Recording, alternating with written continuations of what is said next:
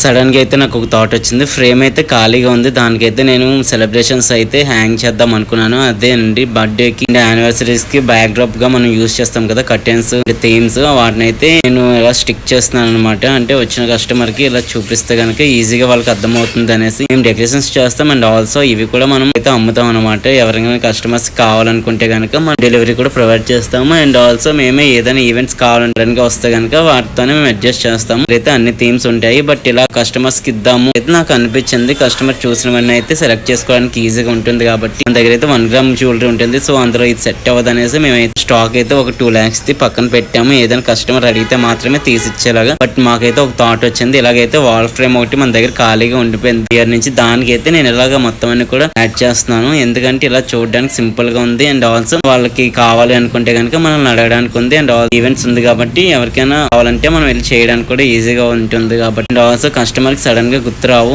ఏంటంటే కావాలనేసి. సో మేమైతే ప్రాప్స్ అన్ని కూడా అలా చేసేసాను. మొత్తం అంతా కూడా చాలా ఈజీగానే ఉంది, బట్ ఒక 1 hour అయితే పట్టింది. బట్ అన్ని కూడా ఏ సెలబ్రేషన్స్ ఉంటాయో మనకి అన్ని కూడా నేను హ్యాంగర్ కి అయితే హ్యాంగ్ చేసేసాను. అయితే మనం మూవబుల్ అనమాట, ఎక్కడికంటే అక్కడికి మూవ్ చేసుకోవచ్చు. ఆల్సో స్టాండ్ బై అలా మనం పక్కన పెట్టేస్తే అలా ఉండిపోతుంది ఒక వాల్ లాగా. అందుకని నేనైతే మొత్తం అన్ని కర్టెన్స్ అన్ని కూడా పెట్టాను. ఇవిగా ఉన్నప్పటికి కూడా చాలా బాగుంది చూడడానికి, ఒక వాల్